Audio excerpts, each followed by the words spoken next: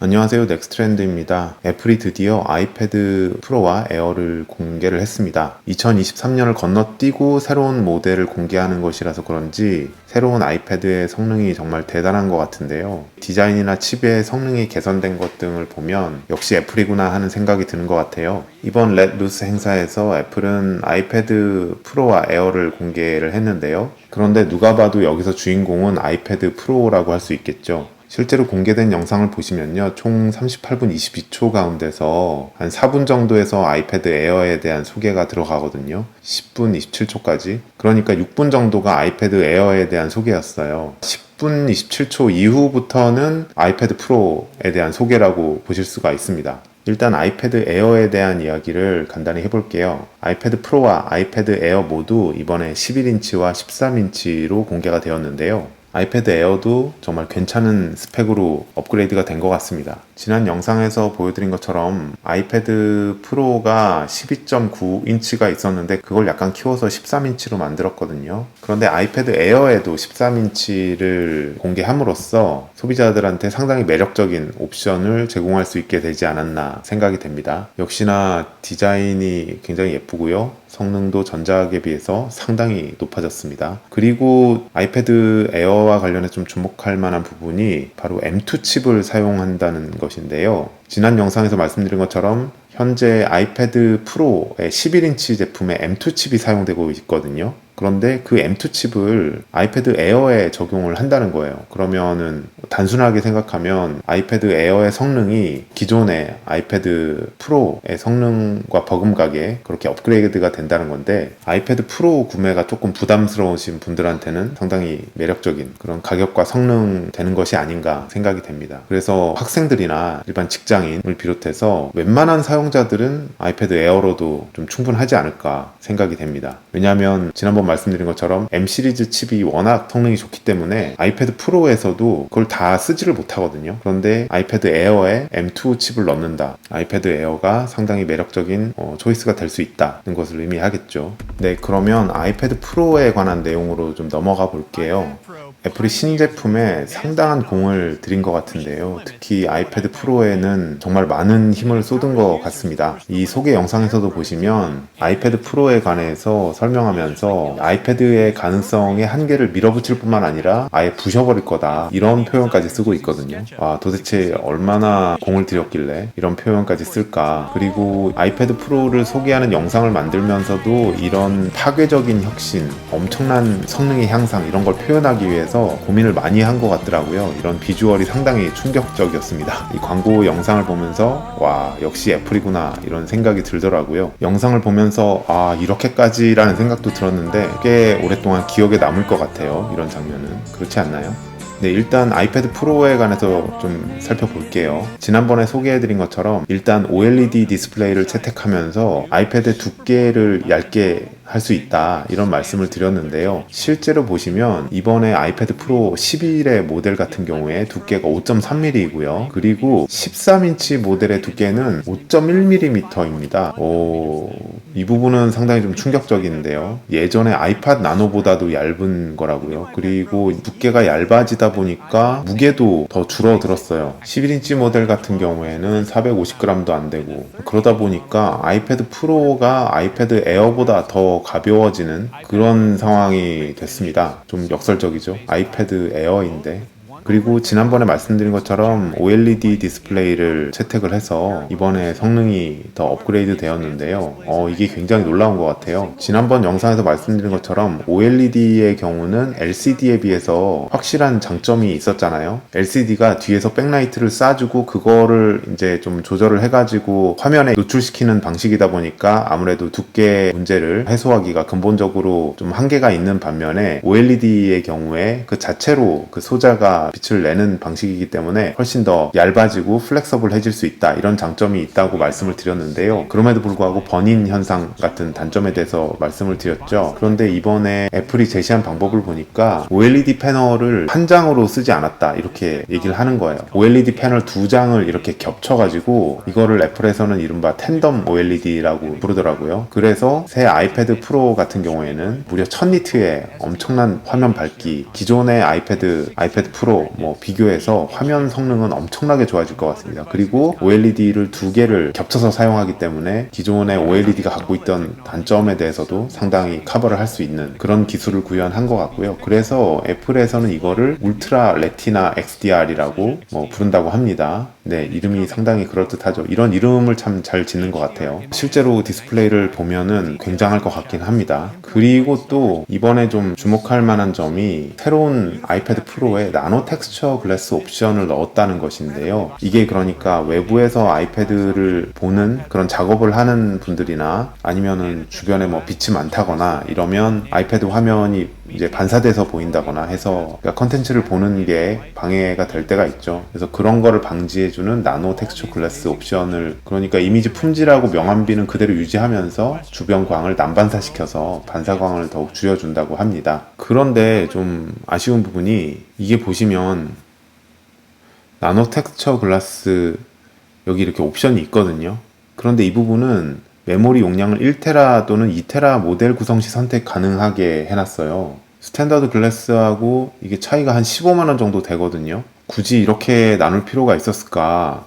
여기서 보시면 256, 512 이렇게 있는데, 이 나노 텍스처 옵션을 선택하려면 기본적으로 300만원 이상 되는 거는 선택을 해야 되는구나. 네, 이런 문제가 있을 것 같습니다. 그리고 실제로 나노 텍스처 옵션이 나왔을 때 과연 어떤 느낌일까? 애플 펜슬을 사용할 때 이질감이 전혀 없을까? 아니면 약간의 그 디스플레이적인 선명함에서 조금 포기를 해야 되는 부분이 있을까? 이런 부분도 좀 궁금하기는 합니다. 네, 그리고 이어서 칩에 관한 부분인데요. 이 칩에 관해서는 지난 영상에서 말씀드린 것처럼 M2에서 M3로 넘어간 게 아니라 바로 M4로 넘어갔어요. 이 장면을 보시면 4개의 성능 코어하고 6개 효율 코어를 넣었다는 것을 볼 수 있는데요. 여기서 주목할 만한 부분이 이 Next Generation ML Accelerators-라고 되어 있는 부분이거든요. 그러니까 기존의 4 플러스 4 구조로 돼 있던 거를 4 플러스 6으로 바꾸면서 효율성, 전력 관리 부분을 더 신경을 쓰면서도 그 다음에 AI 관련된 부분을 이 효율 코어에 넣었어요. 이것은 애플이 향후에 인공지능과 관련해서 M4 칩에서 상당히 이렇게 대비를 하고 있다, 뭔가를 준비를 하고 있다, 이런 움직임으로 봐도 될 것 같습니다. 지난번 영상에서 아이패드 프로가 앞으로 애플이 빠르게 성장하고 있는 인공지능 시장에서 어떤 포지션과 어떤 방향을 가질 것인가를 보여주는 상당히 중요한 기기가 될 것이다, 이렇게 말씀을 드렸는데요.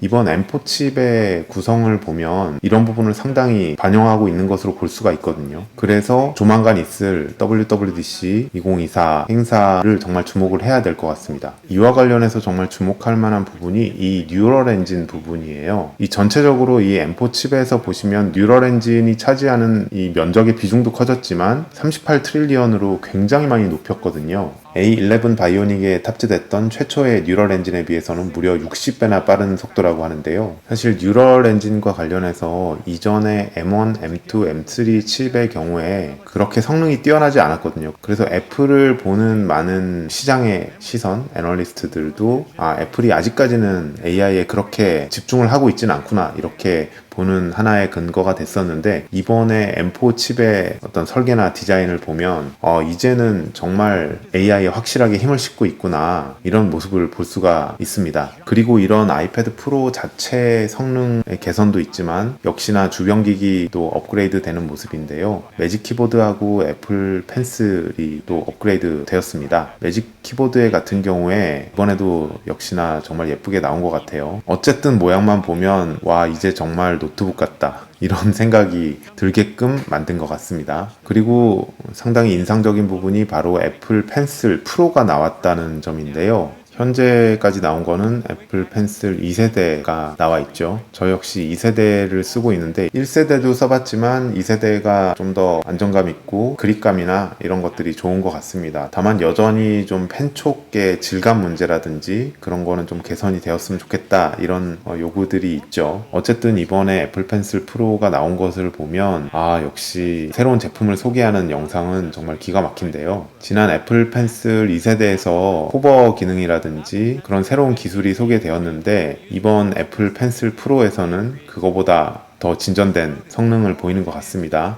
보시면 펜슬을 이렇게 스퀴즈 해가지고 뭔가 기능이 나타날 수 있게 하는 점이라든지, 그리고 애플 펜슬 프로 안에 자이로스코프가 내장이 되어 있다고 해요. 그래서 방향을 인식해서 우리가 손가락으로 애플 펜슬을 이렇게 돌리거나 하면, 이렇게 돌리면 이렇게 화면상에서 이렇게 구현이 되는 그런 모습도 볼 수가 있습니다. 뿐만 아니라 실제로 이렇게 프로크리에이트 같은 것으로 그림을 그려보면 디자이너들한테 상당히 유용할 것 같아요. 이렇게 일러스트레이션으로 그려놨던 것들이 각각 이렇게 지정이 되는 기능이라든지 이런 부분 상당히 유용하게 쓸 수 있을 것 같습니다. 그래서 역시나 애플 펜슬 프로의 성능 업그레이드도 상당히 기대가 되는 부분이다, 이렇게 볼 수가 있습니다. 좀 아쉬운 부분은 이번에 공개된 아이패드에서만 호환이 된다는 거예요.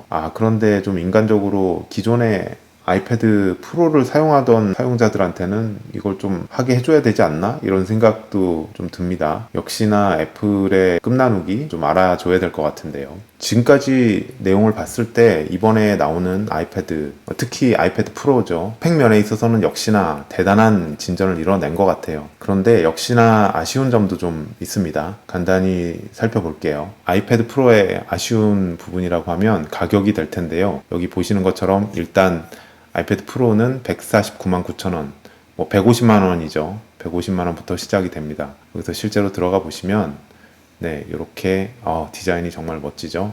이렇게 되어 있는데요. 실제로 산다고 생각을 하고 한번 해볼게요. 13 모델을 선택을 했습니다. 199만 원이죠. 이거는 200만 원입니다. 일단.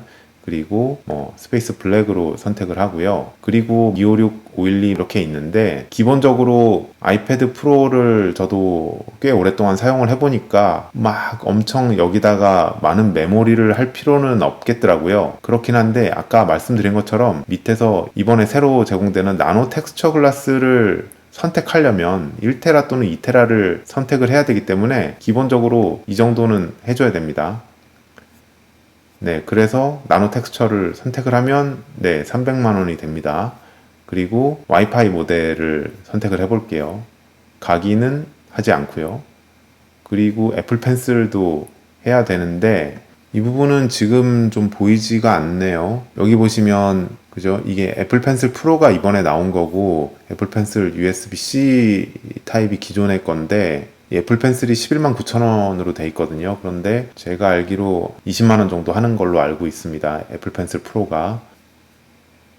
애플 케어를 추가를 안 해볼게요. 일단은 316만 8천 원이 됩니다. 여기에 만약에 아직까지 선택이 안 돼서 그러는 건지 모르겠는데 매직 키보드라든지 이런 부분이 안 나와 있거든요. 근데 매직 키보드도 50만 원이 넘는단 말이에요. 그러니까 만약에 아이패드 프로를 사서 13인치로 사서 뭔가 이런 식으로 좀 구색을 갖춘다 그러면 한 350에서 400만 원 정도가 드는 셈입니다. 지난번에 보여드린 것처럼 제가 맥북 프로를 한 360만 원 정도에 샀거든요. 물론 이렇게 사지 않는 방법도 있겠지만 가격이 정말 만만치가 않네요. 그러니까 정말 적극적으로 활용하려면 아이패드 프로를 이런 식으로 구매를 해야지, 만약에 내가 아이패드 프로를 이렇게 야심차게 샀는데 막상 이렇게 해보니까 유튜브나 보고 넷플릭스 보고 그렇다라고 하면 상당히 좀 고민을 해보셔야 되는 게 아닌가 생각이 됩니다. 이런 가격 부분이 아쉬운 부분이 될 수가 있겠고요. 두 번째로 넘어가면 이 가격 부분이 아쉽다 보니까 당연히 그러면 지난번 영상에서 제기했던 문제, 보통 PC면 한 1테라 정도는 최소한 해야 되니까, 그래서 이 정도 해서 거의 400만 원 가까이 되는 돈을 지불을 해서 이 아이패드 프로를 샀다. 그러면 이게 PC와 같은 기능을 할 수가 있어야 되는데, 그런 움직임에 대해서는 이번 영상에서 보면은 그렇게 딱히 알아차리기가 쉽지 않다는 겁니다. 그래서 한편으로는 조금 실망스러운 부분도 있고요. 다른 한편으로는 조만간에 있을 WWDC 2024를 좀 기다려 봐야 되지 않나, 이렇게 생각이 듭니다. 물론 많은 분들이 생각하시는 것처럼 애시당초 애플은 이렇게 아이패드를 맥처럼 PC처럼 이렇게 만들어줄 생각이 없다, 이런 부분도 일정 부분 일리가 있습니다. 그렇기는 하지만 어쨌든 소비자 입장에서는 가성비를 따져야 되는데, 이런 가격에서 우리가 PC의 역할로 사용하기에 상당히 한계와 불편함이 있다라고 하면 많이 아쉽지 않을까, 이렇게 생각이 됩니다.